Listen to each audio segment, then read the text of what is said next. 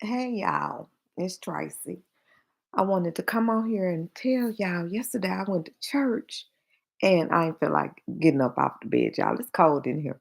But yesterday when I went to church, my pastor was talking about women being submissive. And I asked the question of if they're submissive, then um, doesn't that mean that the man should work or the man should help to provide for his wife or his woman? And he said that in the Bible, it doesn't say any of that. It only says that you're supposed to be submissive to your husband. So this is during Sunday school.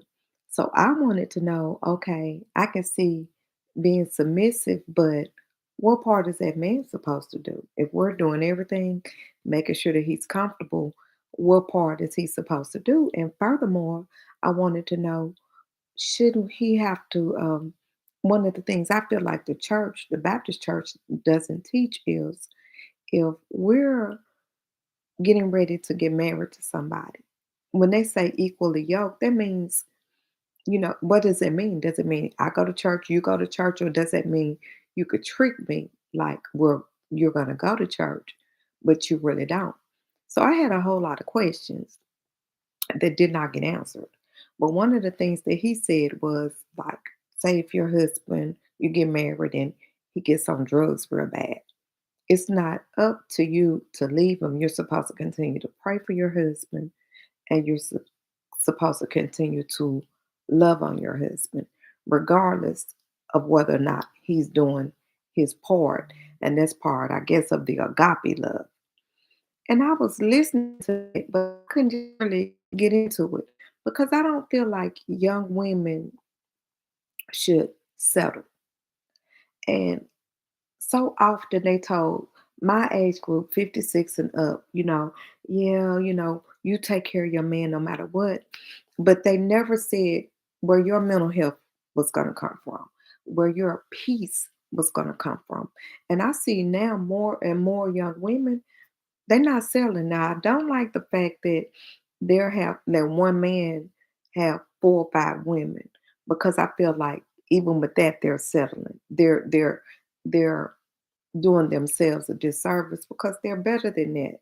They're beautiful, they're young, they're smart, and I feel like they're giving a man too much power.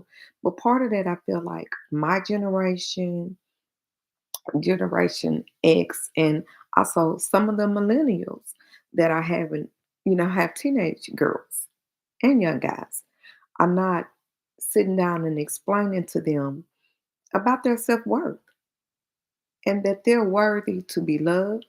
They're worthy to have love in the way that they want it. But most of all, they need to sit down with their partner and don't become a baby mama. Because I was a baby mama at 16. Don't become a baby mama. Sit down. If he can give you a baby, then you can also be his wife. And you need to do it in the reverse order. But don't be so quick to think, well, we just have to settle down and play house. No. Why can't you travel, have fun, do your job, and then settle down? But the church is not teaching this stuff. They're just saying, this is what you should do and this is what you should do. But nobody takes into account the African American woman and what our experiences are, and who is going to make sure that we're protected and that we're taken care of. Why do we always have to carry everything on our back like we're Tarzan or somebody? We're not. We're not. No other race of women is asked to put up with or do the things that we have to do. And it's just not fair. It is just not fair. But I just wanted to know, what do y'all think about it? Do y'all feel like, yeah, we should just be submissive and whatever they decide to do is good? Or do y'all think we deserve better than that?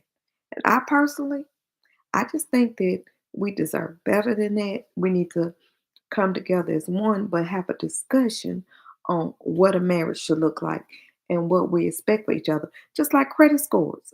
When I was getting married, nobody ever talked to me about, hey, You need to have your credit score up. He needs to have, because what it doesn't matter how much money you have, money will come and go. It's fluid. But you need a good credit score. And these are things that the church is missing. It's got to bring everything out of the Bible, which I consider is a history book. You got to bring out everything out of that history book and put it towards real life so that women and men will be able to follow it in real life situations. But I hope everybody's having a wonderful new year. This is TD Watkins, and thank y'all for watching. Bye.